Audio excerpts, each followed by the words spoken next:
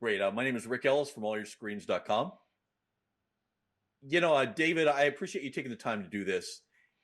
And, one of the things that's fascinating about this show is it's a real balancing act because you have to get people to buy into this sort of amorphous morpho as an interesting thing and not as a way to kind of jerk them around. And I wonder, from the writing aspect, how do you balance that? Well, I think that we have this mysterious machine coming into this town of small town of really interesting people who need something more in their lives. There is a kind of longing and a yearning in this small town that makes what this machine tells them feel very powerful to our characters.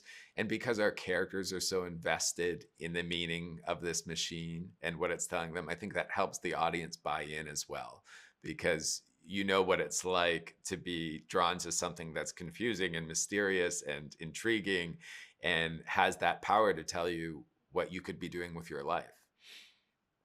Does the fact that it takes place in a small town, does Morpho have a different impact than if it had dropped in, say, Brooklyn? Yeah, I think it does. We talked a lot about that in developing the show.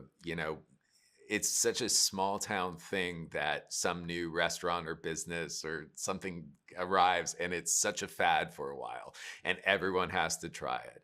And it really helped with the drive of the first season that of course everyone in the small town immediately hears about this thing in the general store and has to find out what their potential is. And there's an excitement and a frenzy around it that I think in a bigger city it might get kind of swallowed up.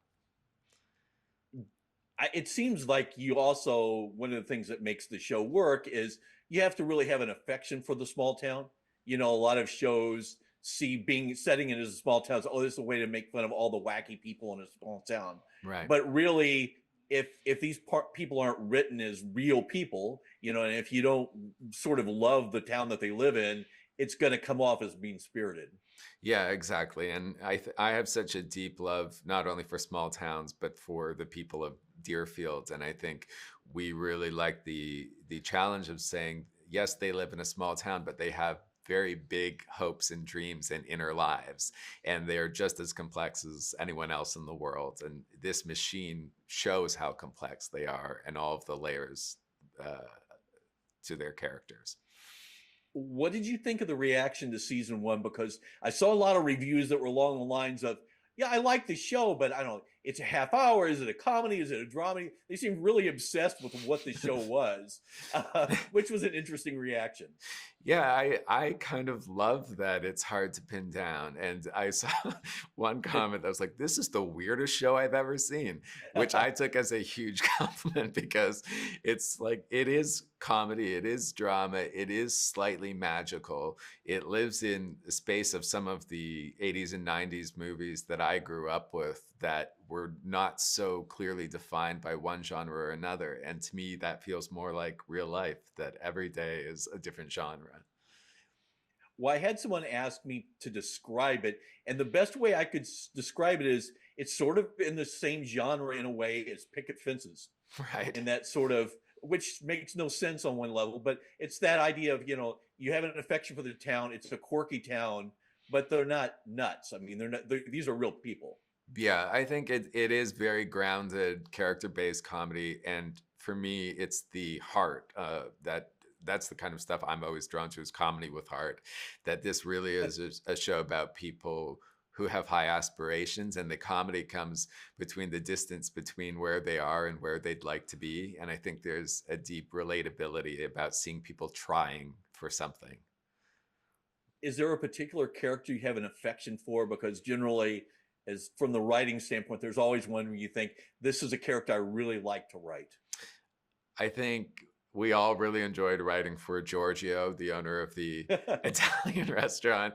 As a Canadian, I grew up playing hockey, and I also had an Italian restaurant in my town that was very similar to Giorgio's, with a leaning Tower of Pisa on the outside and very over the top design. So building that character in that setting was really, really fun for me. And congrats to getting to go back to your musical roots for the season finale, and writing a song and getting it out there. Now, are you going to release this thing? Because I got to tell you, it's a super catchy song. Oh, thank you. Well, I wrote that with my friend Nick Boyd, and it also kind of got me back to my boy band interests. And yeah, who knows? Maybe it will rise the charts. Well, it's certainly it's an interesting moment. I'm wondering, was it difficult to convince Gabrielle to sing in a meatball outfit? Because that's certainly it requires a lot of trust on her part, I think. Well, I don't want to give too much away about the season, but Gabrielle's been very game for everything we've thrown at her. Well, I really enjoyed it, and I appreciate you taking the time to do this. Thank you very much. Thanks.